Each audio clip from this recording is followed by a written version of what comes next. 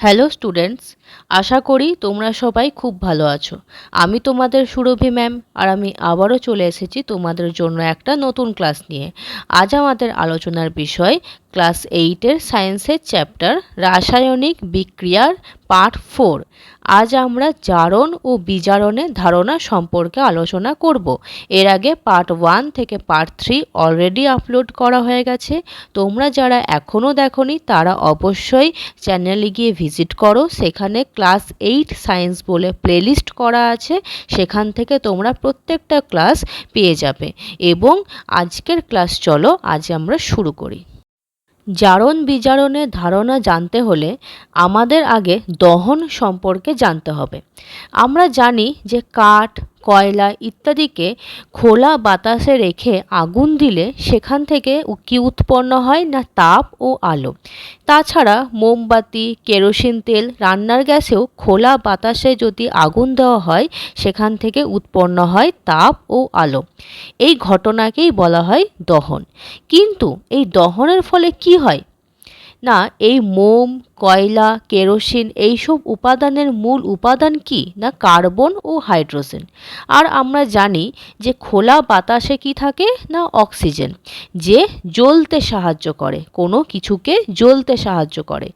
দহনের সময় এই অক্সিজেনের সাথে কার্বন ও হাইড্রোজেনের বিক্রিয়ায় উৎপন্ন হয় কার্বন ডাই অক্সাইড ও জলীয় বাষ্প।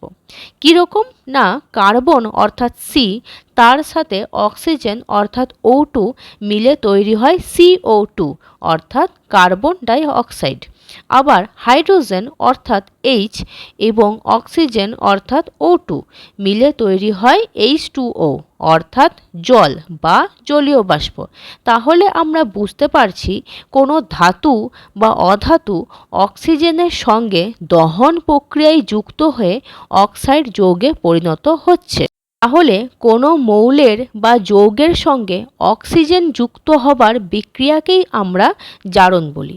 মৌলের সঙ্গে অক্সিজেন যোগ করলে দেখো কি হচ্ছে, যেমন কপার 2Cu প্লাস O2 হচ্ছে 2CuO কিউপ্রিক অক্সাইড। তাহলে দেখতে পাচ্ছ কপার যে অক্সিজেনের সাথে যুক্ত হয়ে অক্সাইড গঠন করছে, মানে এখানে কপার অক্সিজেনের সাথে যুক্ত হয়ে কিউপ্রিক অক্সাইড গঠন করছে।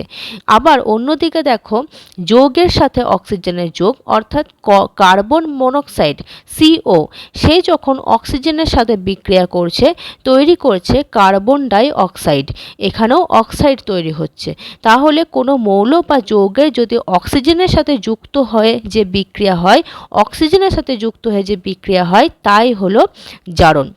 এছাড়াও কোনো বিক্রিয়ায় অক্সিজেনের পরিবর্তে যদি ক্লোরিন যুক্ত হয় তখনও সেটাকে বলা হয় জারণ। যেমন 2Fe প্লাস 3Cl2 তৈরি হচ্ছে FeCl3। আয়রন ক্লোরিনের সাথে বিক্রিয়া করে তৈরি করছে ফেরিক ক্লোরাইড। এছাড়াও লোহায় মরিচা ধরা, এটাও জারণ বিক্রিয়া, যেখানে কি হয় Fe অর্থাৎ লোহা অক্সিজেনের সাথে যুক্ত হয়ে Fe2O3 উৎপন্ন করছে। যদি কোনো বিক্রিয়ায় কোনো পদার্থ থেকে হাইড্রোজেন অপসারিত হয় তবে সেই বিক্রিয়াকে জারণ বলা হয়। তাহলে দেখো শুধু অক্সিজেন অথবা ক্লোরিন যুক্ত হওয়াকেই জারণ নয়, যদি হাইড্রোজেন অপসারণ হয় তাহলেও সেটা বলা হয় জারণ।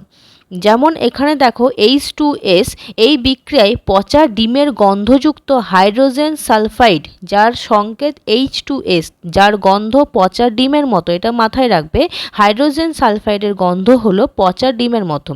এটা কি করছে, ক্লোরিনের সাথে বিক্রিয়া করে হাইড্রোজেন সালফাইড থেকে হাইড্রোজেন বেরিয়ে যাচ্ছে এবং সালফার উৎপন্ন করছে। দেখো লাস্টে কি লেখা আছে 2HCl প্লাস S, মানে হাইড্রোজেন H2S ছিল, হাইড্রোজেন সালফাইড ছিল, সেখান থেকে হাইড্রোজেনটা বেরিয়ে গেল, যেটা Cl এর সাথে যুক্ত হয়ে 2HCl হলো এবং সালফারটা থাকলো। তাহলে দেখো এই বিক্রিয়ায় কি হচ্ছে না হাইড্রোজেন অপসারণ হচ্ছে। তাহলে এটাও হলো আমাদের জারণ। এবার জারণ এর বিপরীত বিক্রিয়া হলো বিজারণ, যার সম্পর্কে এবার জানব। যা কোনো যৌগ থেকে অক্সিজেন অপসারিত হয় তখন তাকে বিজারণ বলা হয়। আর মনে রাখবে, জারণ হলো অক্সিজেন যুক্ত হওয়া, বিজারণ হলো অক্সিজেন অপসারিত হওয়া। দেখো এখানে একটা বিক্রিয়া আছে CuO প্লাস H2O, অর্থাৎ Cu প্লাস H2O। এই বিক্রিয়ায় বোঝা যাচ্ছে কিউপ্রিক অক্সাইড অর্থাৎ CuO থেকে অক্সিজেন বেরিয়ে গিয়ে মাত্র কপার অর্থাৎ Cu উৎপন্ন হয়েছে। তবে বিজারণ বিক্রিয়া মানেই যে শুধু অক্সিজেন অপসারণ হবে তা নয়, কোনো মৌল বা যৌগের সঙ্গে হাইড্রোজেন যুক্ত হলে তাকে বিজারণ বিক্রিয়া বলে। যেমন N2 প্লাস 3H2 তৈরি করছে 2NH3, এখানে নাইট্রোজেন বিজারিত হয়ে অ্যামোনিয়া উৎপন্ন করছে। এটা দেখো পুরোপুরি জারণের উল্টো। জারণে কি হচ্ছিল, অক্সিজেন যুক্ত হচ্ছিল, হাইড্রোজেন বেরিয়ে যাচ্ছিল। এখানে অক্সিজেন বেরিয়ে যাচ্ছে, হাইড্রোজেন যুক্ত হচ্ছে, তাহলে এটা হলো বিজারণ। এখানে দেখো বেশ কিছু দেওয়া আছে, সমীকরণ দেওয়া আছে, যেখানে আমাদের বুঝতে হবে কোন পদার্থে জারণ বিজারণ ঘটেছে এবং কেন ঘটেছে। ওই টেবিলটাই আমি এখানে ভালোভাবে করে দেখিয়েছি। দেখো প্রথম বিক্রিয়ার সমীকরণ আছে 2SO2 প্লাস O2 2SO3 তৈরি করছে। এখানে কোন পদার্থের জারণ হয়েছে না SO2। কেন জারণ হয়েছে, কারণ এ অক্সিজেনের সাথে যুক্ত হয়েছে। এবং কোন পদার্থে বিজারণ হয়েছে না অক্সিজেনের O2 এর, কারণ O2 অক্সিজেন দিয়েছে। তাহলে এখানে SO2 অক্সিজেন গ্রহণ করেছে তাই এর জারণ হয়েছে, এবং O2 অক্সিজেন দিয়েছে তাই এর বিজারণ হয়েছে। পরবর্তী সমীকরণ Fe2O3 প্লাস 3CO তৈরি করছে 2Fe প্লাস 3CO। এখানে CO অক্সিজেন গ্রহণ করেছে তাই CO এর কি হয়েছে জারণ, এবং Fe2O3 কি করেছে অক্সিজেন হারিয়েছে, অর্থাৎ এখানে এর হয়েছে বিজারণ। নেক্সট 3 নম্বর সমীকরণ ZnO প্লাস C তৈরি করেছে Zn প্লাস CO। এখানে C অর্থাৎ কার্বন অক্সিজেন গ্রহণ করেছে।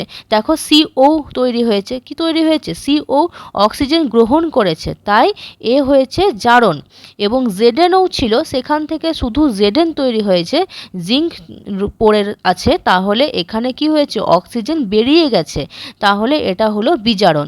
তোমরা একটু আগেই দেখলে অক্সিজেন যুক্ত হলে হয় জারণ, অপসারণ হলে হয় বিজারণ।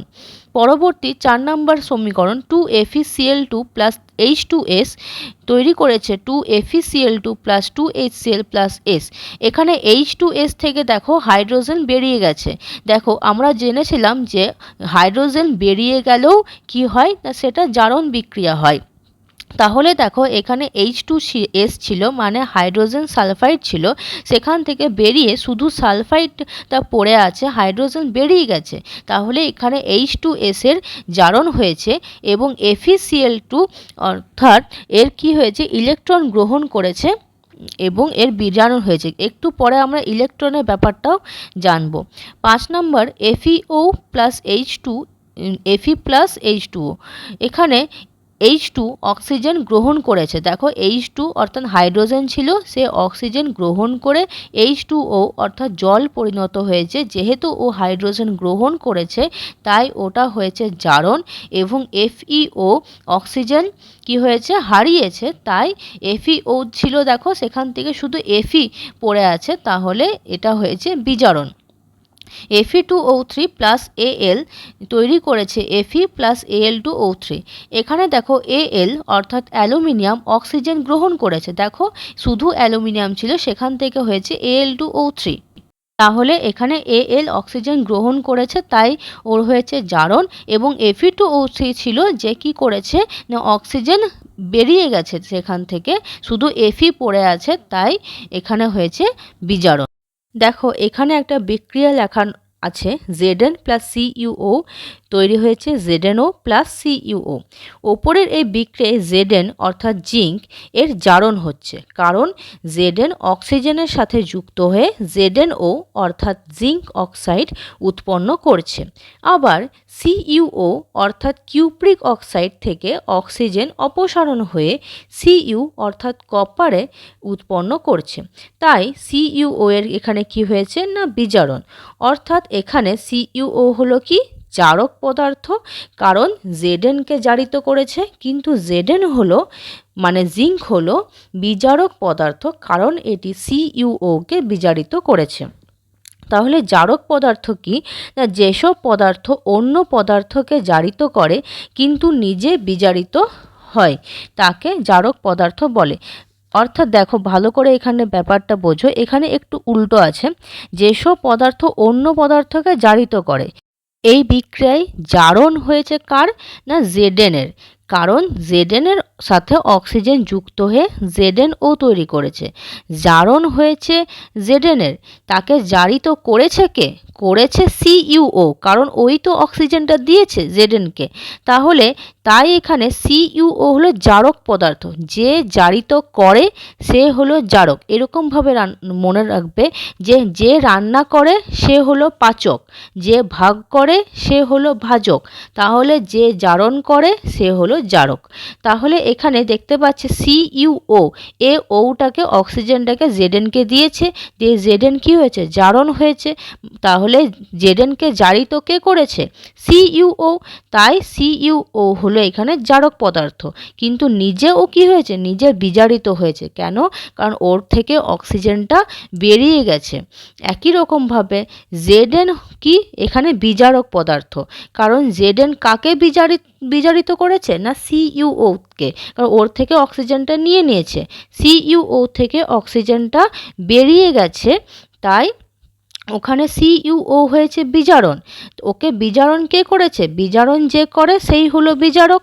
তাহলে বিজারক এখানে হলো Zn, ও কি করেছে CuO থেকে অক্সিজেনটা নিয়েছে, দিয়ে ওকে ওর অপসারণ হয়ে গেল CuO এর। তাহলে ওখানে CuO হলো পদার্থ এবং Zn হলো বিজারক পদার্থ।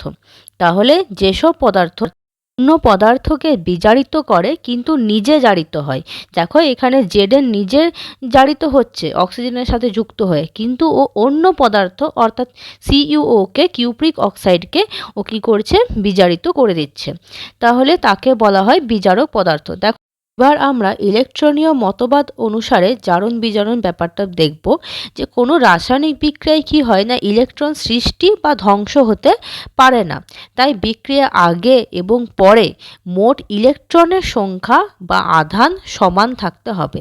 তাই ইলেকট্রন আদান প্রদানের মাধ্যমে এই ক্রিয়া সম্পন্ন করা হয়। দেখো এখানে দুটো বিক্রিয়া দেখতে পাচ্ছ, এখানে E- বলে দেখো যেগুলো লেখা আছে, ওখানে ওটার মানে ইলেকট্রনকে বোঝানো হচ্ছে। এক নম্বর বিক্রিয়ায় কি আছে Cu2 প্লাস 2E- তৈরি হচ্ছে Cu। এক নম্বর বিক্রিয়ায় কিউপ্রিক আয়ন অর্থাৎ Cu2 দুটো ইলেকট্রন নিয়ে Cu পরমাণুতে অর্থাৎ কপারে পরিণত হয়েছে। দেখো এখানে Cu2 কিউপ্রিক আয়ন কি হয়েছে, দুটো ইলেকট্রনকে নিয়েছে দিয়ে কপারে পরিণত হয়েছে।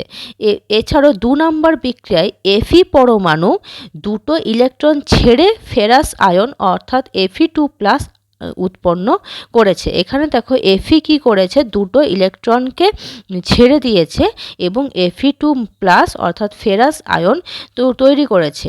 এই ধরনের বিক্রিয়াকে জারণ ও বিজারণ বলা হয়, যেখানে জারণের অর্থ হলো ইলেকট্রন ত্যাগ এবং বিজারণের অর্থ হলো ইলেকট্রন গ্রহণ। তাহলে দেখো 1 নম্বর বিক্রিয়ায় Cu2 কি করছে, ইলেকট্রন মানে দুটো ইলেকট্রন গ্রহণ করছে, তাহলে ওটা হলো বিজারণ বিক্রিয়া। এবং 2 নম্বর বিক্রিয়ায় কি করছে Fe না দুটো ইলেকট্রনকে ত্যাগ করছে, তাহলে এখানে 2 নম্বর বিক্রিয়াটা হলো জারণ বিক্রিয়া। তাহলে জারণ হলো এমন প্রক্রিয়া যেখানে কোনো পদার্থ ইলেকট্রন ত্যাগ করে। দেখো এখানে 2 নম্বর বিক্রিয়ায় Fe দুটো ইলেকট্রন ত্যাগ করেছে, এবং বিজারণ হলো এমন একটি প্রক্রিয়া যেখানে কোনো পদার্থ ইলেকট্রন গ্রহণ করে। যেমন 1 নম্বর বিক্রিয়াতে দেখো Cu2 কি করেছে মানে কিউপ্রিক আয়ন কি করেছে, দুটো ইলেকট্রন গ্রহণ করেছে। তাহলে জারক এবং বিজারক দেখে নিই, যে পদার্থ ইলেকট্রন গ্রহণ করেছে অর্থাৎ নিজে বিজারিত হয়েছে, তাহলে যে পদার্থ ইলেকট্রন গ্রহণ করেছে, ইলেকট্রন গ্রহণ করলে কি হয়? ইলেকট্রন গ্রহণ করলে আগে কি বলা ছিল যে এমন একটি প্রক্রিয়া যেখানে কোনো পদার্থ ইলেকট্রন গ্রহণ করে, সেটা হলো বিজারণ বিক্রিয়া।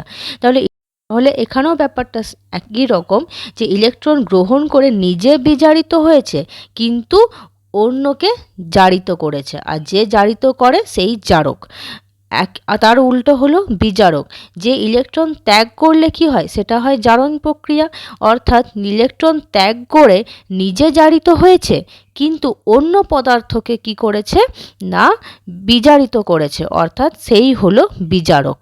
তাহলে যে জারিত করে সে জারক, যে বিজারিত করে সে বিজারক। তাহলে এখানে জারক বিজারকের ব্যাপারটা আমরা দেখলাম।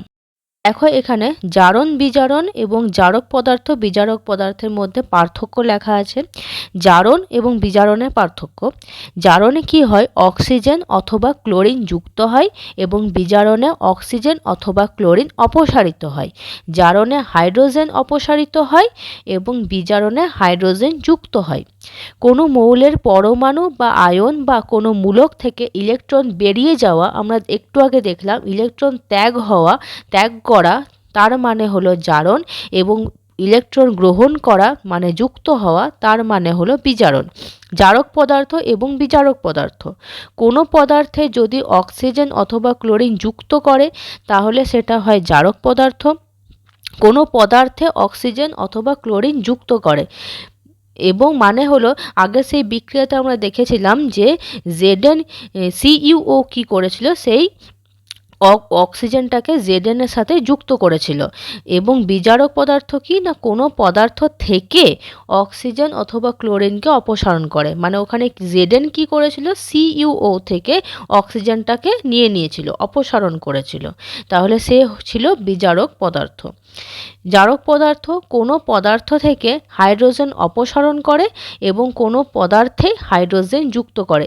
কোনো পরমাণু বা আয়ন বা মূলক থেকে ইলেকট্রনকে অপসারণ করে এবং এটা হলো জারক পদার্থ। আর কোনো পরমাণু আয়ন বা মূলকে ইলেকট্রন যুক্ত করে, এটা হলো বিজারক পদার্থ। এই ব্যাপারগুলো একটু কনফিউজিং, তোমরা যদি বারবার এগুলো নিয়ে চর্চায় থাকো, বারবার যদি এই ব্যাপারগুলো পড়াশোনা করো, তাহলে তোমাদের কাছে আরও ক্লিয়ার হয়ে যাবে। হয়তো ফার্স্ট টাইম হবে না, তোমরা যদি বারবার ভিডিও দেখো এবং ক্লাসটা করো এবং বই থেকেও তোমরা পড়াশোনাটা করো, তাহলে অবশ্যই এই জারক বিজারক জারণ বিজারণ এই ব্যাপারগুলো পুরোপুরি ক্লিয়ার হয়ে যাবে। আজকের মতো এই অবধি। যদি তোমাদের ক্লাসটা ভালো লেগে থাকে তাহলে অবশ্যই লাইক অ্যান্ড সাবস্ক্রাইব করো এবং বেল আইকনটা ক্লিক করে দেবে, তাহলে যখনই আমি নতুন ভিডিও দেব তোমাদের কাছে নোটিফিকেশন চলে যাবে। এরকম করলে তোমাদের কোনো ক্লাস মিস হবে না।